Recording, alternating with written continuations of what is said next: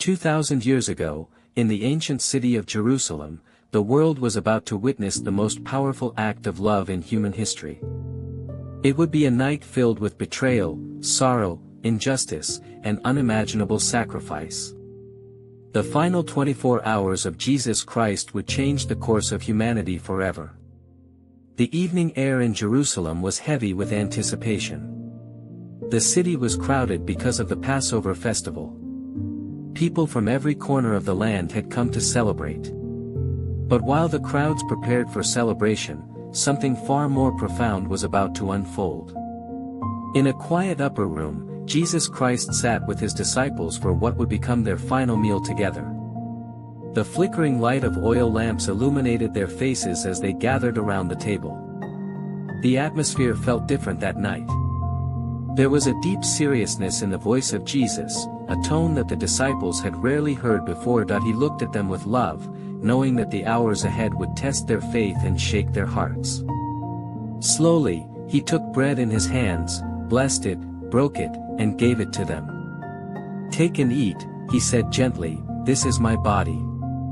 The disciples looked at one another, confused by the meaning of his words. Then Jesus lifted a cup of wine and spoke again. "This is my blood of the covenant, poured out for many." They did not fully understand what he meant. But those words would soon become one of the most sacred moments in Christian faith. As the meal continued, Jesus spoke words that stunned the room. "Truly I tell you," he said quietly, "one of you will betray me." The disciples were shocked. Each of them began asking anxiously, "Lord, is it I?" But among them sat one man whose heart had already turned toward darkness. His name was Judas.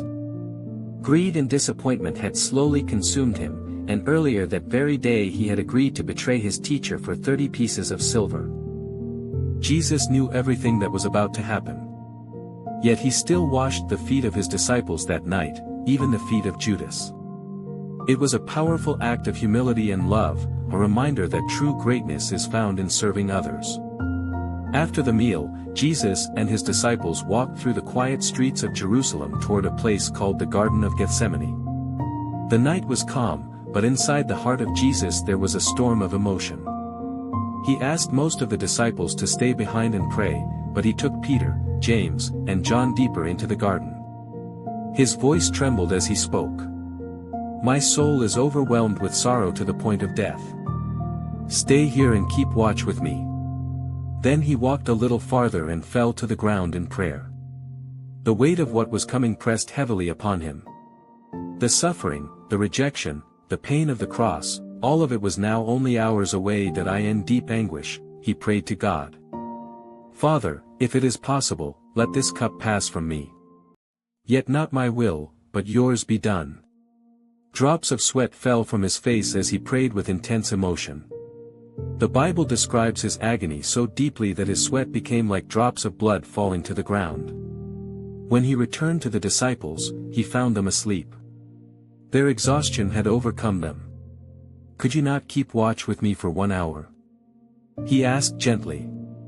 Again and again he prayed, surrendering himself completely to the will of God. Then suddenly, the silence of the garden was broken by the sound of footsteps and voices. Torches flickered in the darkness as a group of soldiers and religious leaders approached. Leading them was Judas. He stepped forward and greeted Jesus with a kiss, the signal he had arranged to identify him. "Judas," Jesus said calmly, "do you betray the Son of Man with a kiss?" The soldiers immediately seized him. The disciples were terrified and confused. Peter, in a moment of desperation, drew his sword and struck one of the servants of the high priest, cutting off his ear. But Jesus stopped him. "Put your sword back," he said. "Those who take the sword will perish by the sword." Then, in an incredible act of compassion even in the middle of his arrest, Jesus healed the man's ear. The disciples, overwhelmed by fear, fled into the darkness. The man they had followed for years was now alone.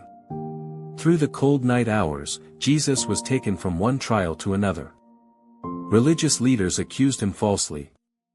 Witnesses twisted his words. Anger and hatred filled the room. Yet through it all, Jesus remained calm and silent. Finally, they brought him before the Roman governor, Pontius Pilate. Pilate questioned him carefully but found no crime worthy of death. Still, the crowd outside grew louder and more violent. Influenced by religious leaders, they began shouting for his execution. "Crucify him." Pilate hesitated. He knew Jesus was innocent. But the pressure of the crowd and fear of rebellion pushed him toward a terrible decision. Reluctantly, he ordered Jesus to be flogged. Roman soldiers mocked him cruelly. They placed a crown made of sharp thorns on his head and draped a purple robe over his shoulders. "Kneel before the King of the Jews," they shouted sarcastically as they struck him. Blood ran down his face. Yet he endured it all in silence. Soon after, the soldiers forced Jesus to carry a heavy wooden cross through the streets of Jerusalem. Crowds gathered along the road, some watching in sorrow, others shouting insults. The journey was painful and exhausting. The weight of the cross pressed into his wounded back. At one point, he collapsed under its weight.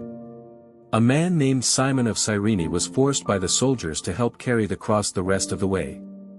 Finally, they arrived at a place called Golgotha, the place of the skull. There, the soldiers nailed Jesus to the cross. The sky seemed to darken as he was lifted between heaven and earth. The crowd watched as the man who had healed the sick, comforted the broken, and preached love now hung in suffering. Yet even in that moment of unimaginable pain, his words revealed extraordinary compassion. "Father, forgive them," he said, "for they do not know what they are doing." Hours passed as Jesus hung on the cross. Some mocked him. Others stood silently in grief. Among the crowd were his mother Mary and a few faithful followers. Looking down at them, Jesus spoke gently to his mother and to one of his disciples, ensuring she would be cared for.